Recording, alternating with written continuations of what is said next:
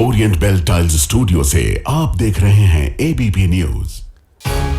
नमस्कार, ABP news पर हाजिर हूं मैं रोमाना इसार खान। दिन की हर बड़ी खबर के साथ आइए शुरू करते हैं भारत की बात। शुरुआत उन खबरों से जिन पर विस्तार से आज चर्चा होगी। पहली खबर, पहलगाम अटैक के बाद पाकिस्तान के लाहौर वाले पाप का खुलासा हुआ है। टर्बुलेंस में फंसी दिल्ली श्रीनगर फ्लाइट को लेकर इस्लामाबाद ने कैसे साजिश वाली सोच दिखाई, आज इस एयर टेरर का विश्लेषण आपके लिए होगा। सिंधु के पानी के लिए रोते पाकिस्तान का लाइव प्रसारण आपके लिए होगा। दिखाएंगे कैसे पाकिस्तान को भूख से मरने का डर सता रहा है। गड़े मुर्दे उखाड़ना समझते हैं आप? आजकल पाकिस्तान को लेकर देश की राजनीति में कुछ ऐसा ही हो रहा है। 1991 के एक पुराने समझौते पर कैसे नया सियासी भूचाल आया, ये खबर भी आपके लिए आज हम लेकर आए हैं। और आज हम आपको जनरल आसिम मुनीर के खिलाफ इमरान खान का नया ऐलान दिखाने जा रहे हैं। 8:30 बजे मेरे साथ आप देखेंगे स्पेशल रिपोर्ट आतंक नगरी मुनीर राजा। तो आइए विस्तार से खबरों का रुख करते हैं। सबसे पहले बात पाकिस्तान के एयर टेरर की करेंगे। खबर यह है कि पाकिस्तान ने आपातकालीन स्थिति में फंसी इंडिगो की दिल्ली श्रीनगर फ्लाइट को अपने हवाई क्षेत्र या एयर स्पेस का रत्ती भर इस्तेमाल करने से मना कर दिया, और वो भी तब जब विमान में सवार 220 लोगों की जान 36,000 फीट की ऊंचाई पर हवा में अटकी हुई थी। आप भी वो दृश्य भूले नहीं होंगे जब 21 मई को ओलावृष्टि की वजह से ये विमान टर्बुलेंस में फंस गया था। टर्बुलेंस को आसान भाषा में अगर कहें तो विमान को हवा में भारी झटके लगने लगे। सोचिए जरा, 36,000 फीट की ऊंचाई पर उड़ रहा विमान अगर हवा में यूं इचकोले खाने लगेगा तो उसमें सवार पैसेंजर्स की हालत क्या होगी। अगर आप इस स्थिति को महसूस करेंगे तो शायद आप सिहर उठेंगे। प्लेन के भीतर से जो वीडियो सामने आए उसमें हमने और आपने देखा भी कैसे विमान में सवार सभी यात्री बेहद घबराए हुए थे और ऊपर वाले से सुरक्षित निकलने की प्रार्थनाएं कर रहे थे। विमान हिचकोले खा रहा था। वो तो शुक्र है कि पायलट की सूझबूझ से हादसा टल गया और श्रीनगर में विमान की इमरजेंसी लैंडिंग कराई गई। हालांकि लैंडिंग के बाद रनवे पर खड़े विमान की जो तस्वीरें सामने आई, इसमें विमान की जो नोज यानी जो आगे का हिस्सा होता है, ओलावृष्टि और टर्बुलेंस की वजह से पूरा वो क्षतिग्रस्त नजर आया। उसे देखकर सबने यही कहा कि प्लेन को सुरक्षित जमीन पर उतारना ऊपर वाले के किसी चमत्कार से कम नहीं है।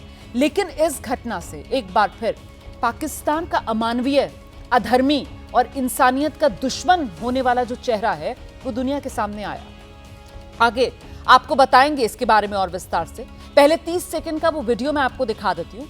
जब प्लेन टर्बुलेंस में फंसा हुआ था, यात्री ऊपर वाले से बचाने की गुहार लगा रहे थे। इसे देखकर आपको हालात की संवेदनशीलता का अंदाजा हो जाएगा। और इसके बाद हम आपके लिए पाकिस्तान की क्रूरता वाली फाइल आज खोलेंगे।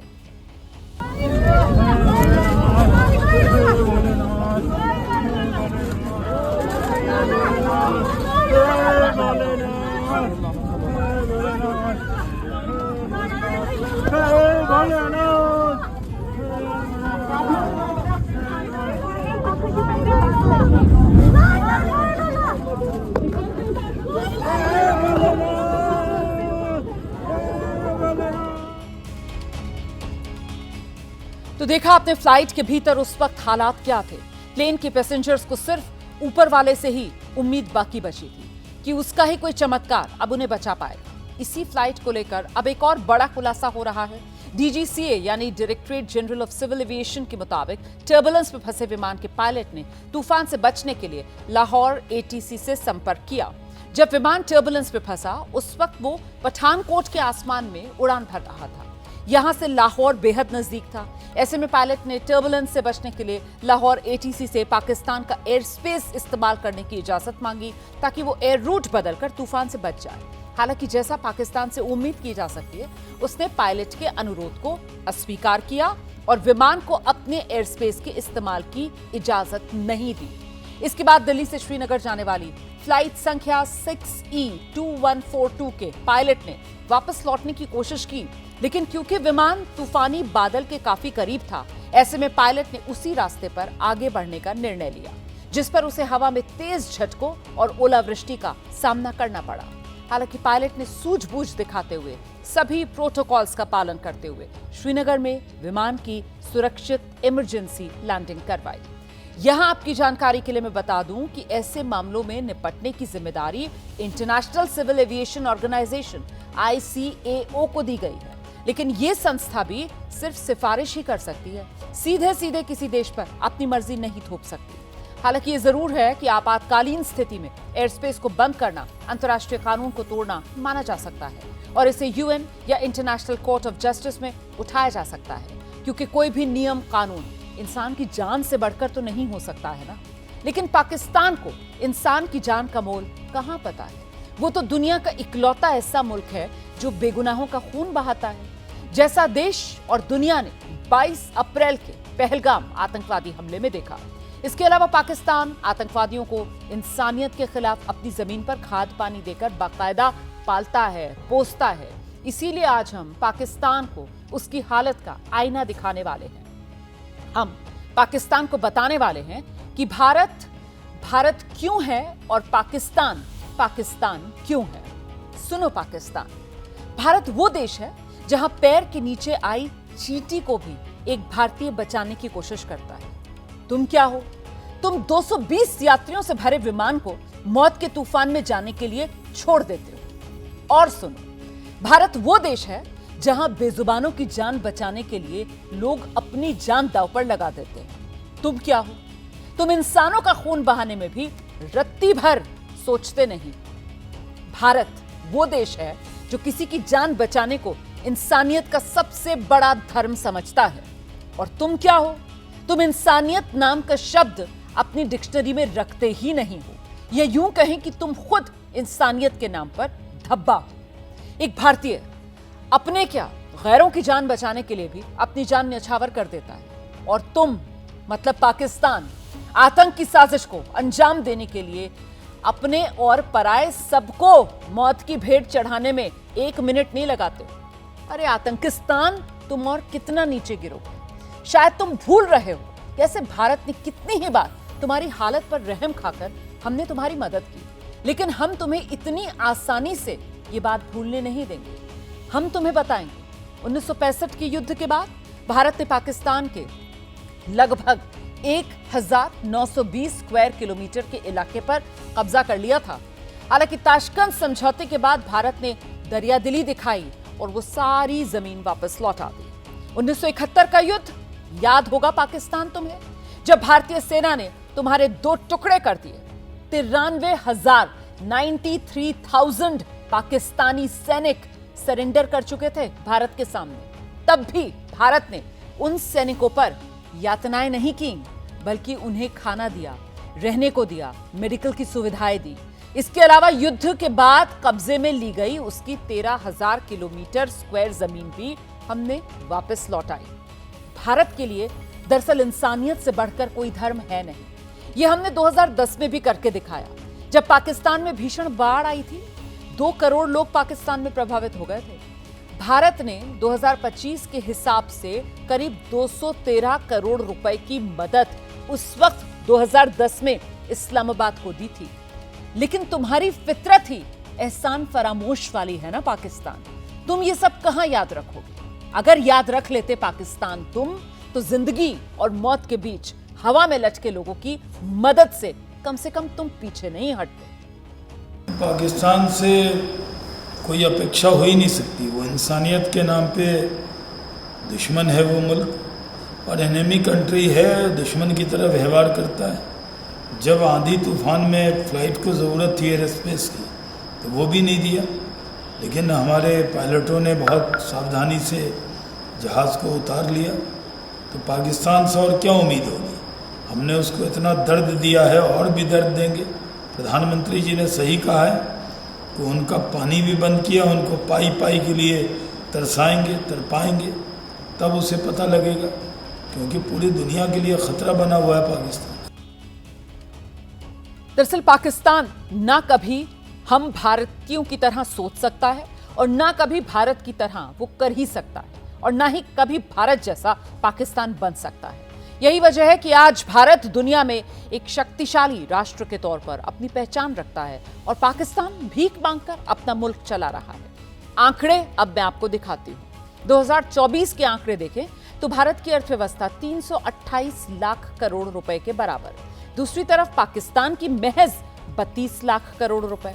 2025-26 के लिए भारत की जीडीपी का अनुमान 6.2% से बढ़ने का है। दूसरी तरफ पाकिस्तान का बिल्कुल उल्टा, मात्र 2.6%। भारत दुनिया में 5वें नंबर की अर्थव्यवस्था है, जबकि पाकिस्तान 43वें पायदान पर। लेकिन आपने कभी सोचा है पाकिस्तान की हालत ऐसी खस्ता हाल क्यों है?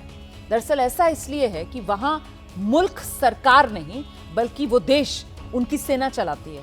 तभी तो पाकिस्तान के एक सेनेटर हैं, नाम सैयद अली जफर है, और वो कह रहे हैं कि अगर सिंध के पानी का मसला जल्द नहीं सुलझाया गया तो हम तो भूखे प्यासे मर जाएंगे। और दूसरी तरफ सेना के प्रवक्ता अहमद शरीफ चौधरी सिंध के पानी पर आतंकवादी हाफिज सईद वाली जबान बोल रहे हैं। सुनिए। अगर ये पानी का क्राइसिस नहीं अभी सॉल्व करेंगे तो हम भूखे मर सकते हैं। इंडस बेसिन जो है वो ही हमारा लाइफलाइन है। एकतरफा तौर पे एक फॉल्स फ्लैग ऑपरेशन के जरिए पाकिस्तान के पानी को रोकना मकसूद था। तुम हमारा पानी बंद कर दोगे, हम तुम्हारा दांत बंद कर देंगे। 90% स्टेटिस्टिक्स के मुताबिक 90% जो हमारी क्रॉप्स हैं, जो हमारी फसलें हैं, वो इस पानी पे डिपेंड करती हैं। उसने अपने घर के अंदर पानी रोक दिया। मेरे पास दो चॉइस है, या वो खोल दे या मैं जाके खुद खोलूंगा। Why are we so apologetic all the time? इसको हम समझते हैं कि ये एक वाटर बॉम्ब हमारे ऊपर पड़ा हुआ है, जिसको हमने डिफ्यूज करना है, इसको खत्म करना है। इस बीच टर्बुलेंस से निकलकर श्रीनगर में इमरजेंसी लैंडिंग करने वाली फ्लाइट को लेकर लेटेस्ट अपडेट मेरे पास आया है। सूत्रों के मुताबिक श्रीनगर में विमान की सुरक्षित लैंडिंग कराने में इंडियन एयरफोर्स ने पायलट की मदद की थी, क्योंकि प्लेन के जो एवियोनिक्स सिस्टम है उसमें खराबी आ रही थी। इतना ही नहीं, अब पायलट के रुख को लेकर वायुसेना ने नाराजगी जताई है। वायुसेना की तरफ से कहा गया है कि अगर पायलट और क्रू चाहता तो फिर अमृतसर एयरपोर्ट पर लैंडिंग करवाई जा सकती थी। दरअसल लाहौर एटीसी से पहले प्लेन के पायलट ने नॉर्दर्न एरिया कंट्रोल सेंटर से इंटरनेशनल बॉर्डर के पास उड़ान की परमिशन मांगी थी, लेकिन कंट्रोल सेंटर की तरफ से पाकिस्तान के साथ जारी तनाव को देखते हुए इसकी मंजूरी नहीं दी गई। इसी के बाद पायलट ने लाहौर एटीसी से एयर स्पेस इस्तेमाल के लिए मदद मांगी। ये जानकारी हमारे सहयोगी नीरज राजपूत ने हमारे साथ साझा की है। अब हम आगे बढ़ रहे हैं, अगली खबर का रुख कर रहे हैं, और इस खबर में एक टर्बुलेंस है, लेकिन ये टर्बुलेंस कुदरती नहीं है, ये तो पॉलिटिकल टर्बुलेंस है, जिसके झटके सियासी गलियारों में जबरदस्त तरीके से महसूस हो रहे हैं। हमारी इस खबर के दो पहलू हैं। पहला, राहुल गांधी के सवाल हैं जो वो ऑपरेशन सिंदूर को लेकर सरकार से पूछ रहे हैं, और इस खबर का दूसरा पहलू बीजेपी सांसद निशिकांत दुबे का आज का बयान है, जिससे बीजेपी ने कांग्रेस को कटघरे में खड़ा करने की कोशिश की है। तो राहुल गांधी ने सरकार से सवाल पूछा कि ऑपरेशन सिंदूर की शुरुआत से पहले पाकिस्तान को हमले की जानकारी क्यों दे दी गई थी। इस पर आज बीजेपी सांसद निशिकांत दुबे ने एक्स पर पोस्ट करते हुए एक समझौते की देश को याद दिलाई और पूछा कि भारतीय सेना के मूवमेंट्स और युद्धाभ्यास की जानकारी पाकिस्तान को देने का समझौता तो 1991 में 1991 में चंद्रशेखर सरकार के जमाने में हो गया था। उस सरकार को कांग्रेस का समर्थन था। कांग्रेस ने सवाल उठाया, क्या हमले की शुरुआत से पहले पाकिस्तान को जानकारी देना एक अपराध नहीं है? इस पर निशिकांत दुबे ने कहा, 1994 में नरसिम्हा राव की सरकार थी, प्रधानमंत्री देश के नरसिम्हा राव ही थे, तब इस समझौते को लागू कर दिया गया था, यूएन में इस समझौते पर मोहर लगा ली गई थी। तब क्या वोट बैंक पॉलिटिक्स के चक्कर में कांग्रेस ने ऐसा किया?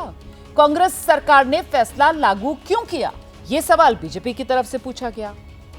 हम आपको आगे भारत और पाकिस्तान के बीच हुए इस समझौते की पूरी ABCD बताएंगे, लेकिन पहले बीजेपी सांसद निशिकांत दुबे की बात सुना देती हूं, जिन्होंने आज कांग्रेस को समझौते की याद दिलाते हुए घेरा।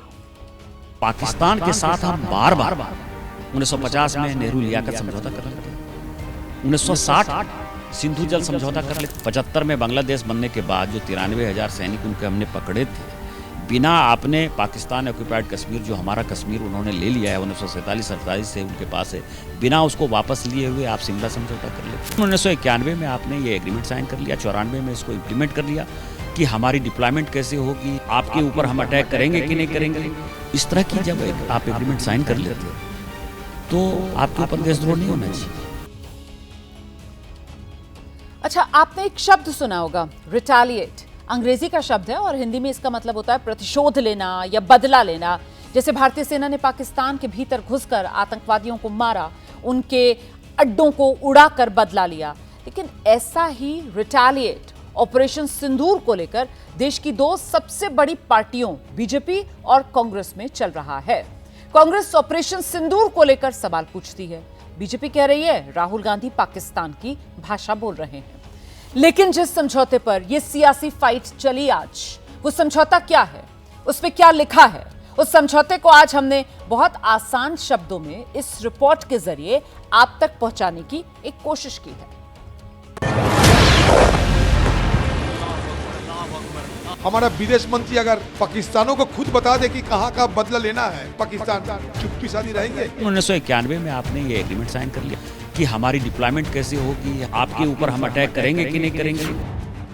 राहुल गांधी सरकार से सवाल पूछ रहे हैं, हर रोज पूछ रहे हैं। कांग्रेस पार्टी के बड़े बड़े नेता कह रहे हैं ऑपरेशन सिंदूर को लेकर सच्चाई तो बतानी पड़ेगी। लेकिन बीजेपी ने भी मानो मन बना लिया है, अब जवाबी फायर होगा। आप तय कीजिए राहुल गांधी जी, आप किस तरफ हैं? आप भारत के नेता प्रतिपक्ष हैं या पाकिस्तान के निशाने पाकिस्तान हैं? सियासत के नए चैप्टर की शुरुआत बीजेपी सांसद निशिकांत दुबे ने की।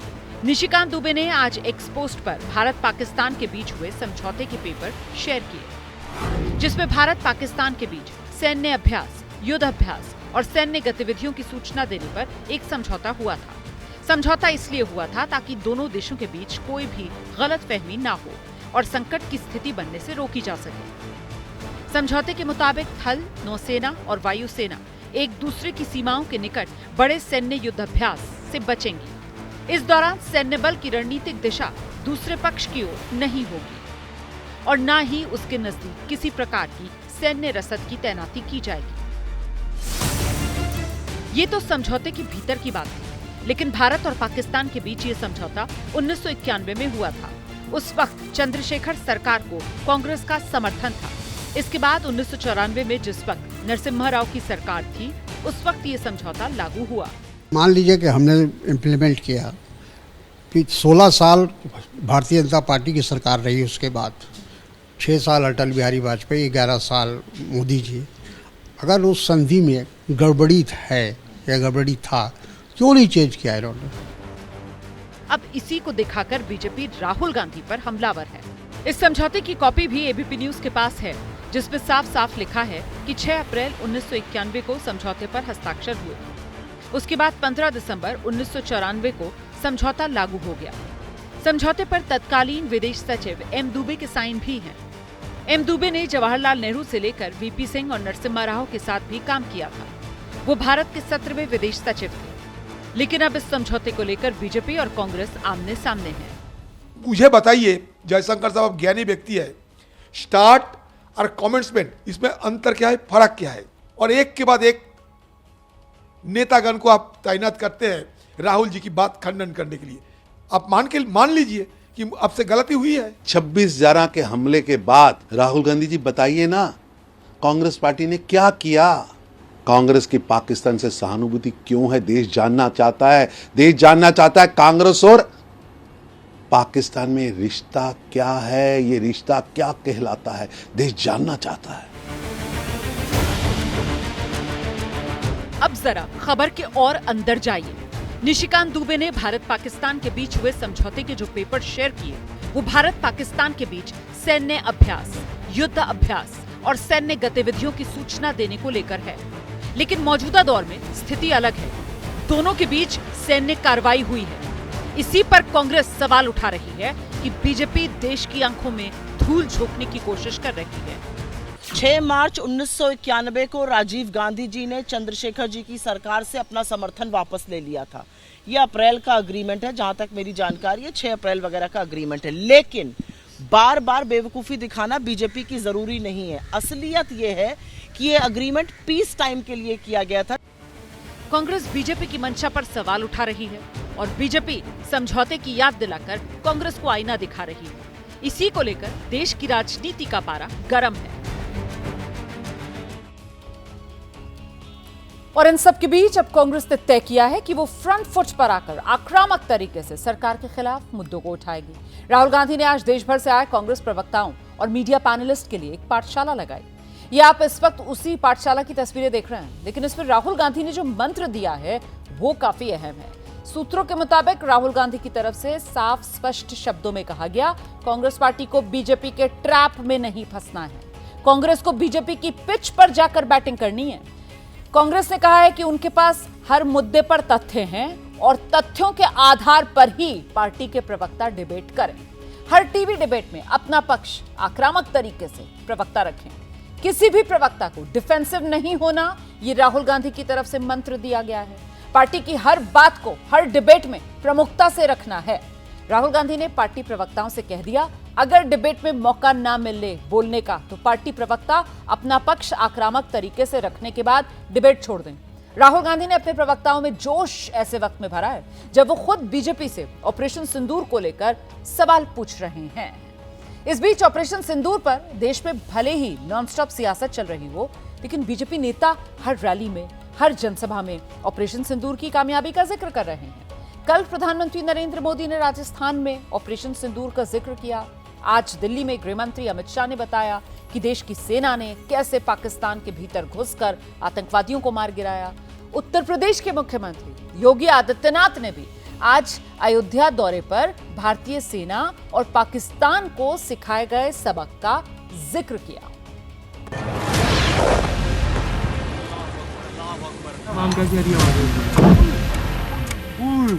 कुछ ही मिनट के ऑपरेशन में हमने 9 आतंकी अड्डों को समाप्त कर दिया, जिसमें से 2 उनके हेडक्वार्टर। 24 के बदले 124 लोग भारत के बहादुर जवानों के, भारत के तीनों सेनाओं के द्वारा संयुक्त रूप से की गई कार्रवाई में इसमें 124 से अधिक आतंकवादी मारे जा रहे हैं।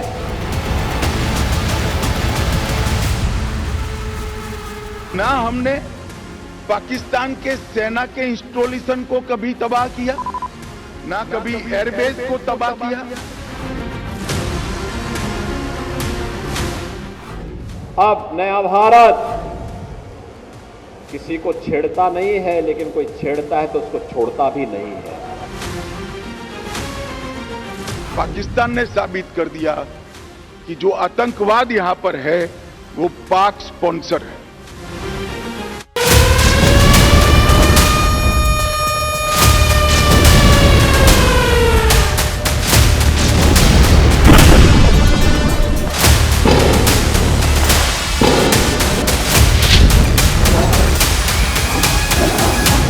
कुर्बानियां होती हैं अल्लाह के रास्ते पे, कोई आपको हरा नहीं सकता। तो ये इस ईमान के जज्बे के साथ जो है मैदान में उतरा करो। Field marshal Syed Asim Munir.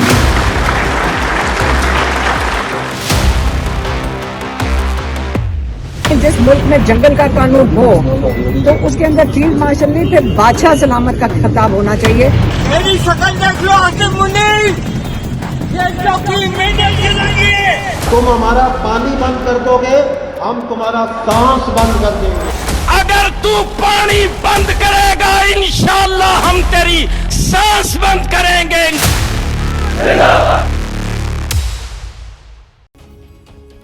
आतंक नगरी मुनीर राजा, अब क्या होगा पाकिस्तान का? आसिम मुनीर के फील्ड मार्शल बनने के बाद पाकिस्तान में यही सवाल उठ रहा है। सवाल जेल में बंद पाकिस्तान के पूर्व प्रधानमंत्री इमरान खान ने भी उठाया। इमरान खान ने तंज कसते हुए सोशल मीडिया प्लेटफॉर्म एक्स पर लिखा, जब देश में जंगल का कानून चले तो असली पद फील्ड मार्शल नहीं किंग होना चाहिए। जनरल आसिम मुनीर को किंग ही बना देते। सवाल है कि इमरान खान ने फील्ड मार्शल मुनीर के खिलाफ इतना करारा सिक्सर आखिर क्यों चढ़ा है, जबकि पूरा पाकिस्तान मुनीर के गुणगान कर रहा है।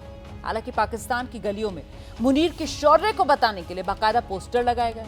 प्रधानमंत्री पाकिस्तान के शहबाज शरीफ मुनीर को कौम का बेटा कह रहे हैं, लेकिन इमरान खान को इस कौम के बेटे पर आखिर भरोसा क्यों नहीं है? क्या इमरान को डर है कि 2023 में उन्होंने जो कहा था पाकिस्तान में अब वही होने वाला है? क्या वो पाकिस्तान को 1971 से पहले वाले हालात की तरफ ले जा रहे हैं? ये आशंकाएं इसलिए क्योंकि मुनीर को फील्ड मार्शल का पद मिलते ही उनकी सेना आतंकी हाफिज सईद वाली भाषा बोल रही है। ऐसा लग रहा है कि मुनीर के फील्ड मार्शल बनते ही पाकिस्तान में अब आतंकवादियों का राज हो गया है। फील्ड मार्शल सैयद आसिम मुनीर रिसाने इम्तियाज मिलिट्री। पाकिस्तानी फौज का नया field marshal. To field marshal Syed Asim Munir.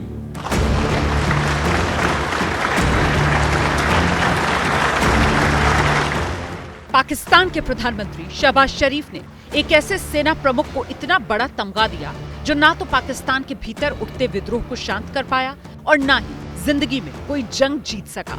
Our forefathers they thought that we are different from the Hindus in every possible aspect of life. Bharat operation Sindoor के दौरान जब पाकिस्तान में घुसकर आतंकी ठिकानों को मिटा रहा था तो सीने पर स्टार लगाकर पाकिस्तानी सेना का फील्ड मार्शल बना मौलाना मुनीर बंकर में छिप गया था। जो कुछ 9 मई को हुआ और जो कुछ उससे पहले इंडिया ने 6 और 7 मई की शाम को हमला करके किया, उसमें ज्यादा फर्क नहीं है, बल्कि शायद हमने ज्यादा, हमारी उस सियासी जमात ने ज्यादा नुकसान पहुंचाया पाकिस्तान को, क्योंकि जो काम दुश्मन बरसों में नहीं कर सका, दहाइयों में नहीं कर सका, वो हमने खुद अपने मुल्क का नुकसान कर दिया।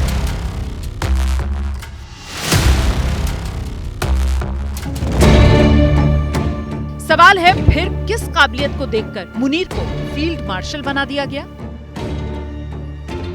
यही सवाल इमरान खान भी पूछ रहे हैं। इमरान खान की तरफ से उनकी बहन ने बताया। इमरान खान को पता चला कि कल वो खबरों में शायद आया होगा कि उन्होंने फील्ड मार्शल का खिताब हुकूमत ने दिया उन्हें, तो उन्होंने कहा देखें जिस मुल्क में जंगल का कानून हो तो उसके अंदर फील्ड मार्शल नहीं, फिर बादशाह सलामत का खिताब होना चाहिए, क्योंकि यहाँ पे जंगल का कानून है, जंगल का बादशाह होना चाहिए। तो ये फील्ड मार्शल काफी नहीं है जो इस वक्त पाकिस्तान के हालात है।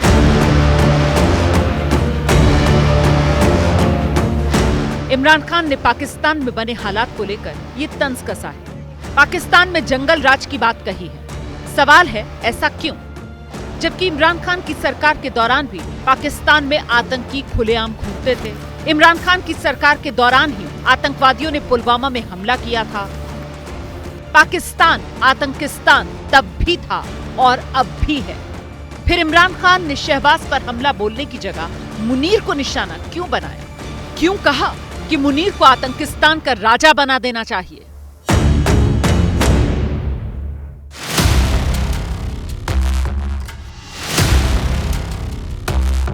कि मुनीर जो भी चाहता था, जो भी उसके मन में आता था वही करता था। अब भी हार के बावजूद अभी चीफ होने के साथ साथ ये फील्ड मार्शल की भी इसने पदवी अपने साथ ले ली, जबकि विश्व में ऐसा कभी नहीं होता कि सर्विस जनरल को फील्ड मार्शल भी बनाया जाए। इस फील्ड मार्शल बनने का एक फ़ायदा उसका और हुआ है कि तीनों फौज पे थोड़ा उसका कंट्रोल हो गया, थोड़ा नहीं तीनों फौजों पर काफ़ी कंट्रोल हो गया था। अब नाउ सब कुछ यही कंट्रोल कर रहा है, प्रेसिडेंट ही कंट्रोल कर रहा है, जितने डिसीजन है सब कंट्रोल कर रहा है, तो ये राजा ही है वहाँ का। दरअसल लड़ाई पावर की है। इमरान जब सत्ता में थे तो जनमत के भरोसे राज करना चाहते थे, पूरा कंट्रोल अपने हाथ में लेना चाहते थे। लेकिन जनरल आसिम मुनीर आईएसआई प्रमुख बनते ही इमरान को अपने इशारे पर नचाने की कोशिश में था। मुनीर 2018 में आईएसआई का प्रमुख बना, लेकिन 8 महीने में ही 2019 में इमरान खान ने मुनीर को पद से हटा दिया। आईएसआई के इतिहास में आईएसआई प्रमुख के रूप में मुनीर का कार्यकाल सबसे छोटा था।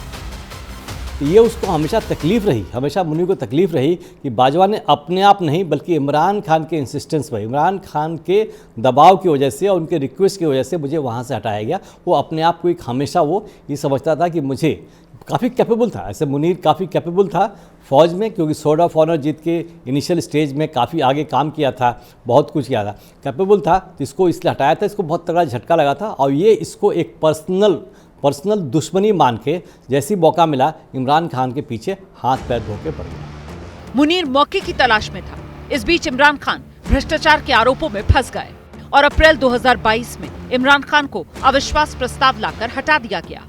सरकार बदली, मुनीर नवंबर 2022 में सेना प्रमुख बन गया।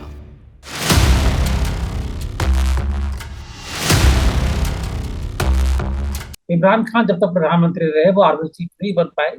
इमरान खान के जाते ही नवंबर में उनको जो है आर्मी चीफ का ओहदा मिल गया।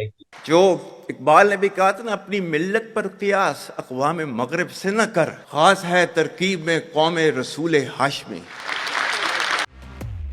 बताया जाता है इमरान खान को सत्ता से हटाने और जेल भेजने में मुनीर का बड़ा हाथ था। इसीलिए जब इमरान खान की 9 मई 2023 को गिरफ्तारी हुई तो पीटीआई के समर्थक सड़क पर उतर आए, दंगा करने लगे और पाकिस्तानी फौज के जवानों से भिड़ गए।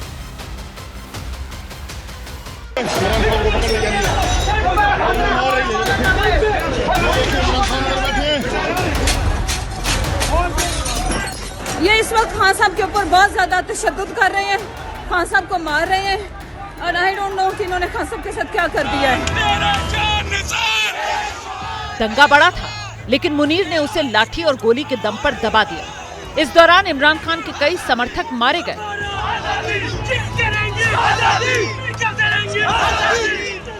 लेकिन आंदोलन को क्रूरता से कुचलकर सबकी आवाज बंद कर दी गई। इस घटना के बाद मुनीर और मजबूत होकर सामने आया।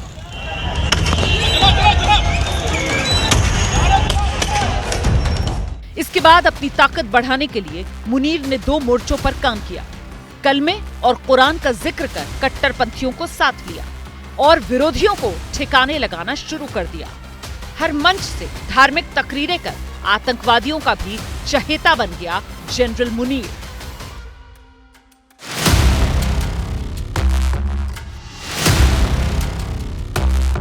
आज तक इंसानियत की तारीख में सिर्फ 2 रियासतें हैं जो कलमे की बुनियाद पर बनी हैं। पहली जो थी उसका नाम है रियासत तैयबा और दूसरी रियासत जो है वो उसके 1300 साल के बाद अल्लाह ताला ने ये आपकी बनाई है कलमे की बुनियाद के ऊपर।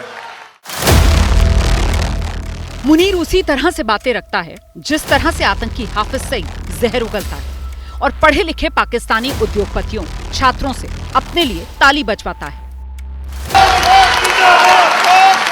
सुन, अगर तू पानी बंद करेगा इंशाअल्लाह हम तेरी सांस बंद करेंगे, इन दरियाओं में फिर खून बहेगा। मुनीर ने पाकिस्तानी सेना के अधिकारियों को भी आतंकवादियों की तरह बोलना सिखा दिया है। आतंकी हाफिज सईद ने जो बातें कई साल पहले कही थी वही डायलॉग अब पाकिस्तानी सेना मार रही है। तुम हमारा पानी बंद कर दोगे, हम तुम्हारा सांस बंद कर देंगे। वो ऐसे लुक आफ्टर करता है जिसके अपने आदमी हैं। आतंकवाद मुनीर का एक पार्ट है, हम अलग नहीं कर सकते। पाकिस्तान आर्मी और आतंकवाद एक ही जुट है और मुनीर दोनों का कमांडर है। इमरान खान ने मुनीर के अंदर भरे जहर को पहले ही पहचान लिया था। इसीलिए 2023 में ही एक बयान के जरिए इमरान ने पाकिस्तान की जनता को आगाह किया था और कहा था कि मुनीर की ताकत बढ़ी तो पाकिस्तान में चारों ओर आतंक का राज होगा। आज हमें समझना चाहिए कि ईस्ट पाकिस्तान के लोगों से इतना बड़ा जुल्म हुआ। उनकी जो पार्टी इलेक्शन जीतती है, जिसको प्राइम मिनिस्टर बनना चाहिए था, उसके खिलाफ मिलिट्री एक्शन कर दिया, मुल्क गवा दिया, तबाह करवा दिए। 90,000 हमारे फौजी कैदी बन गए। इमरान ने उस वक्त ये भी कहा था कि आज भी कुछ ही लोग पाकिस्तान की किस्मत का फैसला कर रहे हैं। इमरान खान समझते हैं कि जिस तरह से 1971 में पाकिस्तान के 2 टुकड़े हो गए थे, बांग्लादेश और वेस्ट पाकिस्तान, उसी तरह से पाकिस्तान जो अब का पाकिस्तान है वो फिर से एक बार टूटने के कगार पर आ गया है। बलूचिस्तान को देख लीजिए, वहां बलूचिस्तान लिबरेशन आर्मी के रोज हमले हो रहे हैं। तो इन सबको देखते हुए इमरान खान का ये कहना है कि पाकिस्तान के हालात अभी 1971 के पाकिस्तान या बांग्लादेश वाली हालत हो गई है। इमरान ने जो कहा था वो गलत तो नहीं था। मुनीर की फौज न सिर्फ आतंकवादियों के साथ खड़ी है, ऑपरेशन सिंदूर के दौरान खुद मुनीर धार्मिक तकरीर देकर पाकिस्तान के जवानों को भड़काने का काम कर रहा था। ठीक है, क्योंकि तुम लोग अल्लाह की जंग लड़ रहे हो, उसके साथ नहीं है, क्योंकि अल्लाह ने हुक्म दिया हुआ है। ये मौलवी साहब खड़े हैं, इनको पता होगा। ये है अल्लाह का कानून, और आप चूंकि अल्लाह के कानून पे चल रहे हो, आप अल्लाह के सिपाही हो, कोई दुनिया की ताकत आपको हरा नहीं सकती। यही वजह है इमरान खान ने मुनीर को फील्ड मार्शल की जगह जंगल का राजा बनाने की बात कही है, जहां कानून का नहीं आतंक का राज होता है।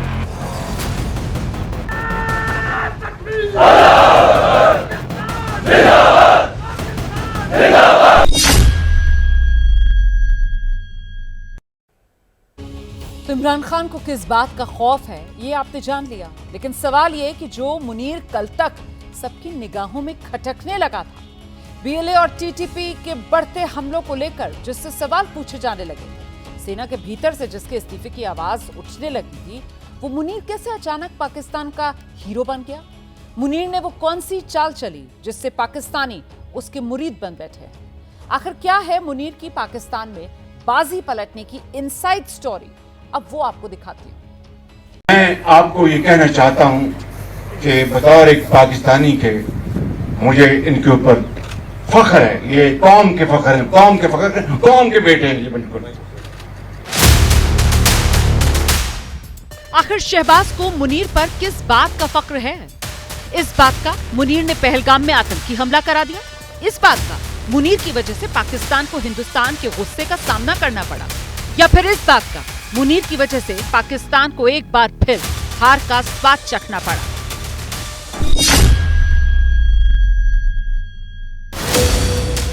इसीलिए आतंक नगरी मुनीर राजा वाली कहावत आज की तारीख में पाकिस्तान पर एकदम सटीक बैठती है। ये बात किसी से छिपी नहीं, पाकिस्तान में वही होता है जो सेना चाहती है, पाकिस्तान की सत्ता में वही बैठता है जिसे सेना चाहती है, पाकिस्तान की सत्ता में बैठा शख्स वही करता है जो सेना चाहती है। इस वक्त भी पाकिस्तान में वही हो रहा है जो सेना चाह रही है। Field marshal Syed Asim Munir.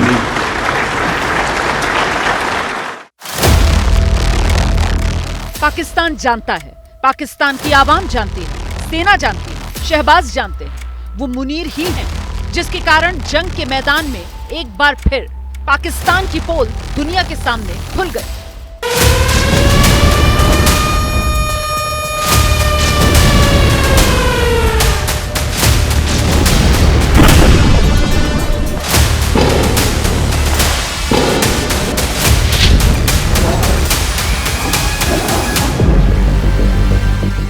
लेकिन मुनीर के खिलाफ एक्शन लेने की बजाय, उसका डिमोशन करने की बजाय शहबाज कह रहे हैं उन्हें मुनीर पर फख्र है, उन्होंने मुनीर का प्रमोशन कर दिया, मुनीर को फील्ड मार्शल बना दिया। अब सवाल यह है, जो मुनीर बलूचिस्तान का विद्रोह दबाने में नाकाम रहा, जो मुनीर टीटीपी के हमलों से अपनी सेना को नहीं बचा पा रहा, जो मुनीर सिंध की आग नहीं बुझा पा रहा, और जो मुनीर पीओके का गुस्सा शांत नहीं कर पा रहा, उसने कैसे बाजी पलट दी, अपनी तरफ कर ली?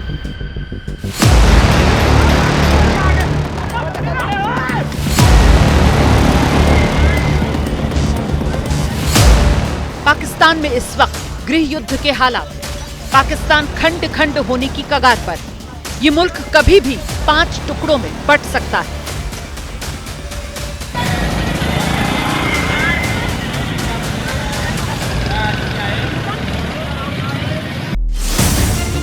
मुनीर हर बार हर मोर्चे पर फेल साबित हुए, लेकिन हनक है कि कम होने का नाम नहीं ले रहे। सुनिए उन्होंने बलूचिस्तान को लेकर कुछ समय पहले क्या कहा था।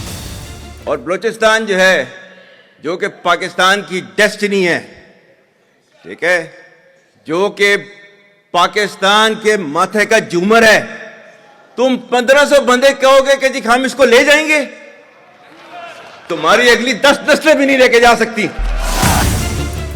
अपनी इसी तकरीर में मौलाना मुनीर ने 2 स्टेट थ्योरी का समर्थन किया था, खुद को हिंदुओं से अलग बताया था। Our forefathers they thought that we are different from the Hindus in every possible aspect of life. जिसके कुछ दिन बाद पहलगाम में आतंकी हमला होता है, जिसके जवाब में हिंदुस्तान पाकिस्तान और पीओके में मौजूद आतंकी ठिकानों को जमींदोज कर देता है। इसके बाद पाकिस्तान की कायर फौज पलटवार की हिम्मत तो करती है, लेकिन इसकी भी भारत हवा निकाल देता है। अब मुनीर के इस पूरे खेल की कहानी समझ लीजिए कैसे उसने पूरी बाजी पलट दी। जब जब पाकिस्तान के बिगड़ते हालात पर उसकी जनता सरकार या सेना से सवाल पूछती है तो वो जनता का ध्यान उन मुद्दों से भटकाने के लिए कश्मीर का मुद्दा उछालने लगते हैं। कश्मीर को लेकर प्रोपेगेंडा फैलाने लगते हैं, वहां अशांति फैलाने की कोशिश करते हैं, आतंकी हमले करवाते हैं और इस बार भी यही हुआ। मुनीर ने यही किया।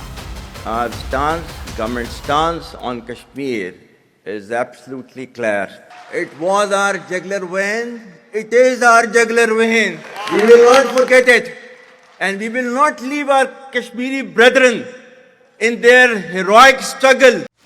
मुनीर को पता था उनके खिलाफ विरोध के सुर उठने लगे हैं।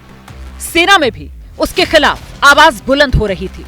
बताया तो यहां तक जाता है मुनीर से इस्तीफा तक देने को कह दिया गया था। ऐसे में इस बार मुनीर ने कश्मीर कार्ड खेला। पहलगाम में आतंकी हमला हुआ ताकि पाकिस्तान की जनता का ध्यान बलूचिस्तान, टीटीपी, पीओके, सिंध हर तरफ से हट जाए। जम्मू और कश्मीर एक तरह से भारत को हराने का, भारत को नीचा दिखाने का एक साधन बन गया है। मुनीर जो चाहता था हुआ भी वही। कल तक मुनीर को पानी पी पी कर कोसने वाला पाकिस्तान आज मुनीर की तारीफ में कसीदे पढ़ रहा है, उसे अपना हीरो बता रहा है, उसे फील्ड मार्शल बना दिया गया है। इस पूरी जंग की प्लानिंग जनरल शहीद आसिम मुनीर ने की, मैं उसका जाती तौर पर गवाह हूं। इस तरह मुनीर ने एक ही पल में बाजी पलट दी, अपने खिलाफ बहती हवा को अपने पक्ष में कर लिया। तभी तो हम कह रहे हैं आतंक नगरी मुनीर राजा। आसिम मुनीर फिलहाल पाकिस्तान के हीरो हैं, लेकिन जिस दिन उनकी हीरोगिरी का ये बुलबुला फूटेगा उनका हाल भी पाकिस्तान के बाकी आर्मी चीफ जैसा ही होगा, क्योंकि पाकिस्तान का यही तो इतिहास रहा है, यहां कुछ भी हो सकता है। भारत की बात देख रहे थे आप, मुझे इजाजत दीजिए।